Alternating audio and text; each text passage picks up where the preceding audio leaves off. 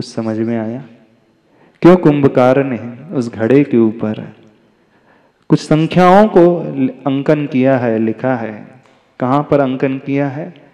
जहाँ अपने कान होते हैं वैसे ही जहाँ घड़े का कान होते हैं, यानी मुख के करीब दोनों कर्णों के स्थान पर उसने कुछ लिखा है। एक कर्ण के स्थान पर 99 और एक कान के स्थान पर 9 संख्या। इसके पीछे बहुत बड़ा रहस्य है। उस रहस्य को आचार्य भगवान हम सबको बतलाना चाह रहे हैं। 99 और 9, सारा संसार किसके चक्कर में लगा? बस 99 का चक्कर है। 99 को कितने से भी गुणा करते चले जाओ, बढ़ाते चले जाओ, बढ़ाते चले जाओ, अंततो गत्वा बचेगा वही 9। बाहर से दिखता हुआ है बहुत बढ़ रहा है, लेकिन अंदर से वो उतना ही रहता है। बाहर से व्यक्ति बढ़ते हुए को देख करके बहुत प्रसन्न हो जाता है, फूला नहीं समाता है, लेकिन अंदर से कुछ भी नहीं पाता है। जैसे घर में किसी भगोनी में जब दूध उबलता है, उसकी क्वांटिटी डबल हो जाती है ना। आधी पते तपेली भरी हो, अग्नि लगती है तो उबल जाता है, तो कैसा लगता है कि पूरी तपेली भर जाती। बाहर से तो पूरा भरा भरा दिखता है, लेकिन अंदर से पूरा हवा भरी रहती। बस यही है संसार। यह 99 में अपन कितने भी मल्टीप्लाई करते जाएं, कितना भी जोड़ते जाएं, वो हमेशा उतना ही रहेगा, खाली ही रहेगा, अधूरा ही रहेगा, प्यासा ही रहेगा। जो 99 है वो 99 का चक्कर है। आप कितना भी उसमें जोड़ते चले जाओ, कभी आपकी तृप्ति पूरी नहीं होगी, कभी संतुष्टि नहीं होगी। आज से 20 साल पहले आपका लक्ष्य था शायद 1 करोड़ का होगा, 50 लाख का होगा। आज वो बढ़ करके कई गुना अधिक हो गया। होना तो ये चाहिए था, जितनी बढ़ते जाती, जितनी मिलते जाती है संख्या, आपकी तृप्ति उतनी कम होना चाहिए था, उसकी तृष्णा की मात्रा उतनी घटनी चाहिए था। लेकिन वो दिन प्रतिदिन जैसे जैसे वो बढ़ती है, पूर्ति होती है, तृष्णा और अधिक स्फूर्ति को लेकर के बढ़ती है। बस यही चक्कर आचार्य भगवान दिखाना चाहते हैं 99 के माध्यम से। और दूसरी तरफ लिखा है 9 का अंक। 9 का अंक, उसमें कितना भी गुना करो वो 9 ही रहेगा। तो 99 संसार का प्रतीक है, 9 का अंक अक्षय अखंड का प्रतीक है, शाश्वत का प्रतीक है, मोक्ष का प्रतीक है, परमात्मा का प्रतीक है। समझ रहे हो? यही कारण है कि 99 वह विषम विघन माया छलना है, क्षय स्वभाव वाली है, नष्ट होने वाले स्वभाव वाली है और अनात्म तत्व की उद्योतिनी है। हम इसके अर्थ को और खोलें। पहले पेज नंबर 166 में आचार्य भगवान ने लिखा है, जिन कविताओं का वर्णन किया है, एक क्षार संसार की द्योतक है। संसार कैसा है? खारा है, क्षार है, अल्कलाइन बेस्ड वाला है। एक क्षीर सार की द्योतक है। क्षीर यानी दुग्ध। दुग्ध मीठा होता है, सारभूत हुआ होता है। एक से मोह का विस्तार मिलता है, 99 से मोह बढ़ता चल रहा है, और एक से मोक्ष का द्वार खुलता है। अखंड 9 अंक से मोक्ष का द्वार खुलता है। 99 संख्या को गुणा करते चले जाओ तो शेष 9 ही आता है। 9 को भी गुणा करो तो 9 ही बचता है। ने हर बार 9 ही 9 आएगा। वो शाश्वत रहेगा, वो कभी नष्ट होने वाला नहीं। जो कभी नष्ट नहीं होता है, अजर रहता है, अमर रहता है, शाश्वत रहता है, नित्य होता है, वह मोक्ष कहलाता है। और जो संसार होता है, जो नष्ट होता जाता है, परिभ्रमण उसमें होते चले जाता है, उत्पन्न होते जाता है और नष्ट होते चले जाता है। जितना आप जोड़ते चले जाते हैं उतना ही वो बढ़ते चले जाता है।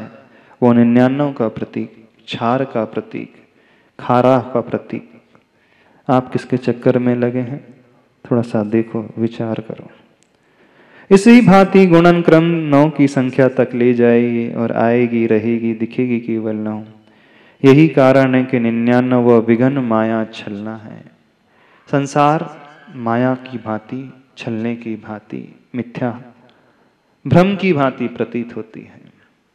जैसे वो मृग मरीचिका होती है, वो हिरण दौड़ता हुआ पानी की खोज में रेगिस्तान में, दूर से समझता है आगे जल का स्रोत है, उसे तालाब समझ करके जाता है, लेकिन जैसे ही निकट पहुंचता है वह देखता है तो भ्रम था, माया थी।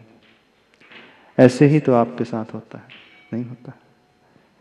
जब आपके पास 50 लाख नहीं थे तब आपके मन में क्या ख्याल आता था? जिस दिन 50 लाख हो जाएंगे उस दिन मैं बहुत सुखी हो जाऊंगा। और जैसे ही वो आंकड़ा आप छूते हैं आप सुखी हो जाते हैं। क्या हो जाता है? जैसे वो हिरण वहां पर पहुंचता है जहां तालाब का उसे भ्रम होता है, उसे वास्तविकता का ज्ञान होता है, यहां तो पानी है ही नहीं। ऐसे ही आपके साथ भी जो संख्या आपने चुनी थी, मन में रखी थी, जैसे ही वहां तक पहुंचते हैं क्या होता है? एक नई संख्या और आ जाती है, एक नया विचार और आ जाता है, एक नई इच्छा और आ जाती है।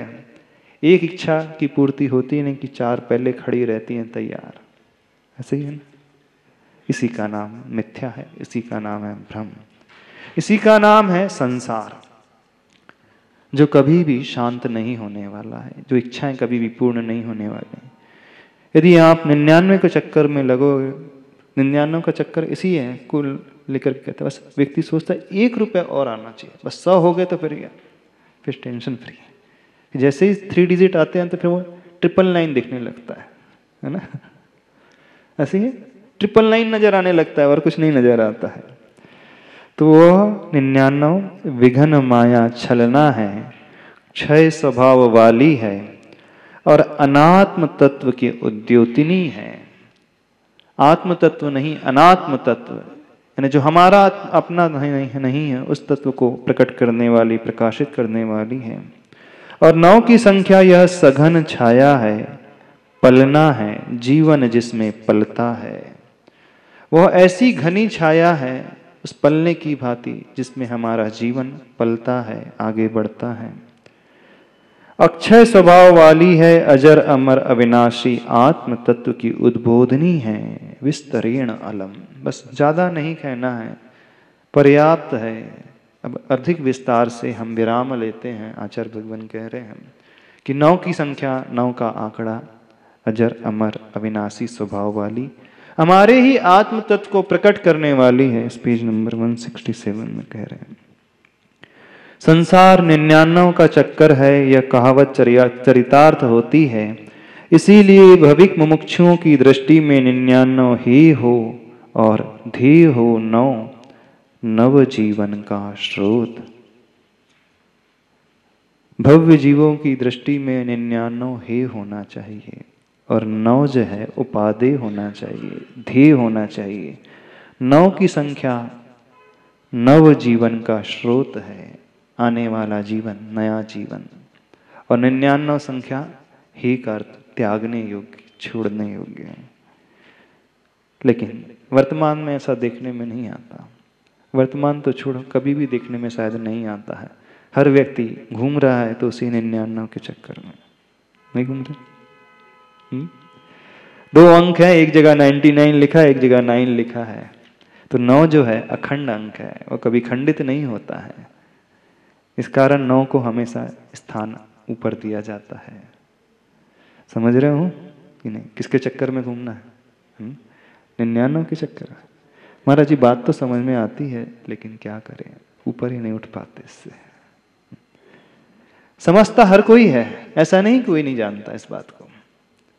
हो सकता है आप हमसे बहुत अच्छे, अधिक तरीके से जानते होंगे। यदि हम आपको कहें कि आप आकर को इस 99 के चक्कर के बारे में भाषण देना है, प्रवचन देना है, कई लोग आकर के बहुत अच्छे तरीके से समझा देंगे कि 99 के चक्कर में नहीं पड़ना चाहिए, उसके साइड इफेक्ट्स ये होते हैं, उसके नुकसान ये होते हैं, उससे परेशानी होती है। लेकिन जब जीवन में उतारने की बात आती है, ना आपकी उतरती है ना इनकी उतरती है। उतरती हर व्यक्ति उसी की चक्कर लगा रहा है, और आज से नहीं, हर बार हर भाव में वो यही चक्कर लगाता है। लगता है ऐसा कि मैं उसे प्राप्त कर लूंगा, पकड़ लूंगा, लेकिन आप जितना आगे बढ़ते हो उतनी ही आगे और बढ़ जाती है। गधे को कैसे चलाया जाता जानते हो? हाँ, जो उसका मालिक है क्या करता है, एक लंबी लकड़ी लेता है बांस जैसी, और बांस के एक छोर में गाजर का एक गुच्छा टांग देता है, और वो लकड़ी गधे की पीठ पे रख देता है। गधे को लगता है कि बस 4 फीट आगे वो गाजर का गुच्छा है, बस मैं पकड़ लूंगा, और वो स्पीड से चलना शुरू करता है। जैसे ही वो कदम आगे बढ़ाता है, वो बांस और 4 कदम आगे बढ़ जाता है, क्योंकि उसकी पीठ से ही बंधा हुआ है। लगता कैसा है उसे, बस 4 फीट दूरी पे तो वो गाजर का गुच्छा है, हरी हरी सब्जी है, अच्छा है। प्रतीत ऐसा होता जल्दी से चल करके मैं उसे प्राप्त कर ही लूंगा। वो दूरी हमेशा उतनी ही बनी रहती है, वो दूरी कभी कम नहीं होती है, क्योंकि वो बांस की लंबाई उतनी है, और उस लंबाई के सबसे अगले छोर में, बांस के अंतिम छोर में उसे बांधा गया है। वो कितना भी चले, कितना भी दौड़े, कितना भी भागे, वो घास, वो गाजर का गुच्छा हमेशा उससे उतना आगे ही रहेगा। क्या करना होगा उसको, बताओ। आपके कितने फीट आगे वो 99 अंक नजर आता है, कितने दिन आगे वो नजर आता है, कितनी मेहनत के आगे वो नजर आता है, कितना कर करके आप उसे पालोगे, कितना लगता है आपको? 1 साल की मेहनत महाराज जी, बस 1 साल के बाद फिर मैं अच्छे से चैन से बैठूंगा। क्या आप कहते हो, क्या संकल्प लेते हो? बस 1 साल का है, मेरे बच्चे की शादी हो जाए, उसके बाद चैन से बैठ करके धर्म ध्यान करना, और कुछ नहीं। जैसे ही वो 1 साल बीतता है तो गाजर का गुच्छा और आगे चले जाता है, नहीं चला जाता। हाँ, फिर वो अगला स्टेप, फिर दूसरा, बस 4 फीट दूरी, इतने ही तो पकड़ना, और कितना है। और उसके चक्कर में कितने वर्ष निकल गए जिंदगी के, कितने वर्ष निकल गए आप देखो। सारी जिंदगी नहीं, सारे भाव निकल गए।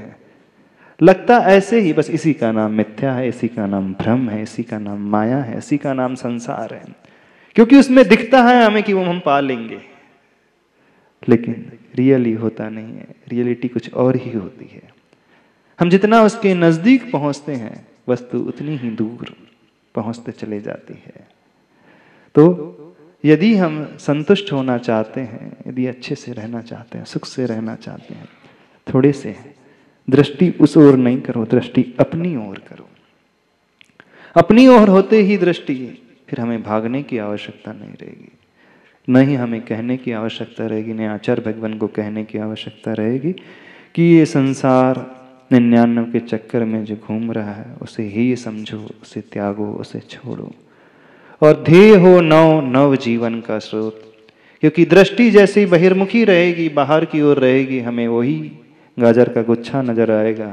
दृष्टि जैसे ही अंतर्मुखी होगी, हमारी दृष्टि में 99 गौन होकर के 9 की वो डिजिट आ जाएगी, 9 का वो अंक आ जाएगा। फिर हमें भागना नहीं है, फिर कुछ करना है तो उस भाग दौड़ को विराम देना है, और कुछ नहीं। व्यक्ति जितना भागता चला जाता है, वस्तु उतनी ही दूर होती चली जाती है। उसका सबसे अच्छा तरीका, उस भाग दौड़ से शांत होकर के थोड़े से अपनी ओर देखने की कोशिश करो। समझ रहे हो? नहीं समझ रहे? विषय इतना कठिन नहीं है, जहां तक बुद्धि का विषय बात करें। ज्ञान में तो बात उतर जाती है, लेकिन हृदय में नहीं उतर पाती है, दिल में नहीं उतर पाती। ठीक है, बुद्धि में तो आ ही जाती है बात ये, लेकिन मन में नहीं आ पाती। थोड़े से मन में लाना सीखो। पेज नंबर 168 आगे चलते हैं। कुंभ के कंठ पर एक संख्या और अंकित है, वह है 63, जो पुराण पुरुषों की स्मृति दिलाती है हमें। इसकी यह विशेषता है कि 6 के मुख को 3 देख रहा है, और 6 को सम्मुख दिख रहा 3। एक दूसरे के सुख दुख में परस्पर भाग लेना है, सज्जनता की पहचान है। और औरों के सुख को देख जलना, औरों के दुख को देख खिलना दुर्जनता का यही लक्षण है। जब आदर्श पुरुषों का विस्मरण होता है, तब 63 का विलोम परिणमन होता है, यानी 36 का आगमन होता है। 3 और 6 इन दोनों की दिशा एक दूसरे से विपरीत है। विचारों की विकृति ही आचारों की प्रकृति को उल्टी करवट दिलाती है। कलह संघर्ष छिड़ जाता है परस्पर कि श्वान को पत्थर मारने से पत्थर को ही पकड़कर काटता है, मारक को नहीं। परंतु सिंह विवेक से काम लेता है, सही कारण की ओर ही सदा दृष्टि जाती है सिंह की। मारक के ऊपर मार करता है वह। समझ में आ रही बात? बहुत गहरी बात है। बहुत ही गहरी बात कही आचार्य भगवान ने। श्वान क्या करता है?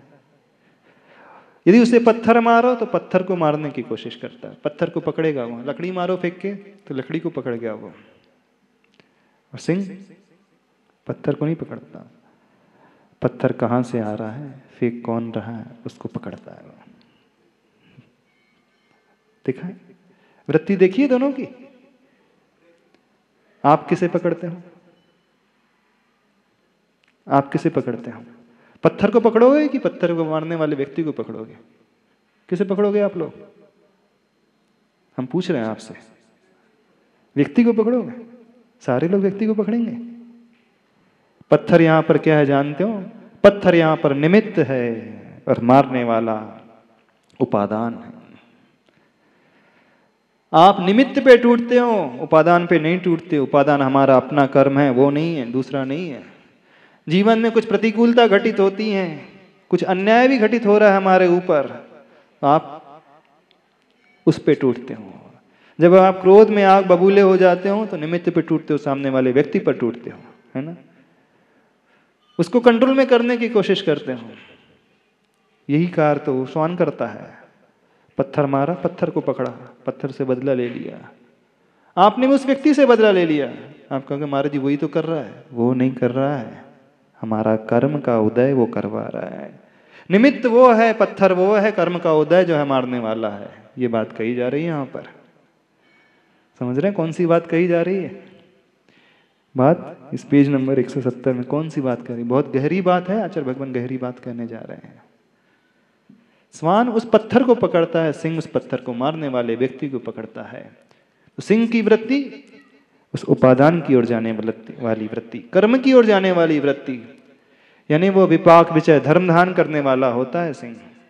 जब भी जीवन में कुछ होता है हमारे साथ तो किसी व्यक्ति को दोष नहीं देता है, अपने कर्मों को दोष देता है। जैसे वो सीता, रामचंद्र जी ने उसे जंगल में छुड़वा दिया, सीता ने रामचंद्र जी को दोष नहीं दिया। मेरे ही अशुभ कर्म का उदय है, इस कारण मैं जंगल में भटक रही हूँ। मेरा राजमहल छूट गया, मुझे जंगल में वनवास दे दिया गया। आप क्या करोगे? महाराज जी हम तो उसे छोड़ेंगे ही नहीं। उस व्यक्ति ने हमारे साथ किया गलत, हम कैसे छोड़ दें?